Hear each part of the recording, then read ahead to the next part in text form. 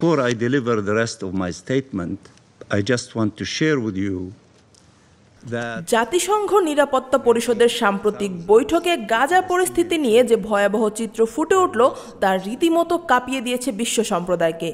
একাধিক বক্তা স্পষ্ট জানিয়ে দিয়েছেন, ফিলিস্তিনের গাজা উপত্যকায় এখন খাদ্যকে অস্ত্র হিসেবে ব্যবহার করা হচ্ছে। গাজাকে মানবতা শেষ হয়ে আসা স্থানে পরিণত করা হয়েছে, যেখানে ক্ষুধাই সবচেয়ে বড় শত্রু হয়ে দাঁড়িয়েছে, এমন মন্তব্য করেন এক কূটনৈতিক প্রতিনিধি।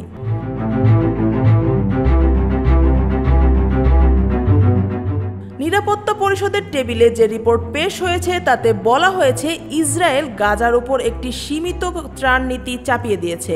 আন্তর্জাতিক সাহায্যের প্রবাহ নিয়ন্ত্রণ করে তারা কার্যত খাদ্যের অভাবকে কৌশলগত অস্ত্র হিসেবে ব্যবহার করছে। এর ভয়াবহ ফল ভোগ করছে সাধারণ মানুষ। 500,000-এরও বেশি ফিলিস্তিনি বর্তমানে মৃত্যুর দোরগোড়ায়, যারা না পাচ্ছে যথেষ্ট খাদ্য আর না পাচ্ছে ওষুধ কিংবা মৌলিক চিকিৎসা।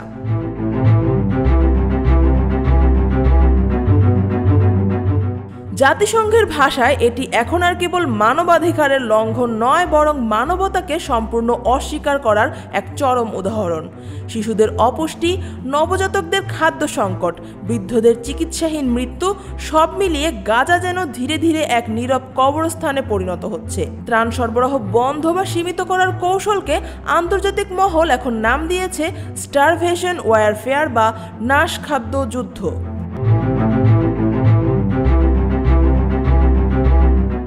কূটনীতিকরা বলছেন, গাজায় খাদ্য সংকট সৃষ্টির মাধ্যমে ইসরায়েল কেবল রাজনৈতিক লক্ষ্য হাসিল করতে চাইছে না, বরং একে যুদ্ধের অস্ত্র হিসেবে ব্যবহার করছে।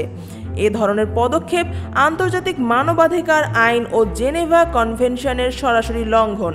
মানবাধিকার সংগঠনগুলো স্পষ্ট করেছে, ক্ষুধাকে হাতিয়ার বানিয়ে পুরো জনগোষ্ঠীর ওপর চাপ সৃষ্টি করা নৃশংসতা ছাড়া আর কিছুই নয়।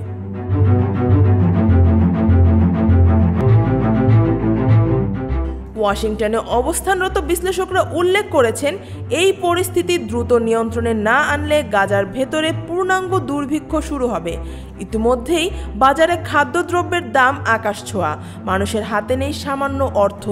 স্কুলগুলোতে পড়াশোনার বদলে চলছে বাচ্চাদের জন্য খাবার সংগ্রহের লড়াই। হাসপাতালগুলো পরিণত হয়েছে মৃত্যুপুরীতে, যেখানে অপুষ্ট শিশুদের দীর্ঘ সারি যেন চোখে আঙুল দিয়ে দেখাচ্ছে এই মানবিক বিপর্যয়ের গভীরতা।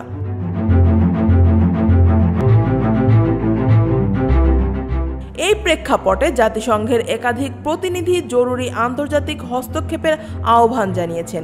তাদের মতে, গাজাকে ত্রাণ থেকে বঞ্চিত করা মানে বিশ্বব্যাপী মানবিক মূল্যবোধকে ধ্বংস করা। এক কূটনৈতিক বলেছেন, ক্ষুধার্ত মানুষকে আর মানুষ হিসেবে দেখা হচ্ছে না।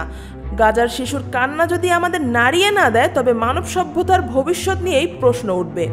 বিশ্ব সম্প্রদায়ের সামনে তাই এখন এক ভয়ঙ্কর প্রশ্ন, গাজাকে কি আরেকটি হলোকস্টের পথে ঠেলে দেওয়া হচ্ছে, নাকি আন্তর্জাতিক সমাজ শেষ পর্যন্ত সাহসী পদক্ষেপ নেবে এই মানবিক বিপর্যয় থামাতে?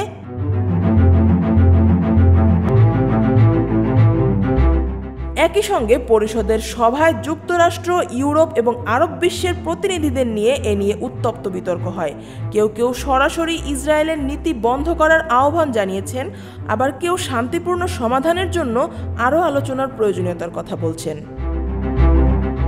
News desk, Dhaka watch.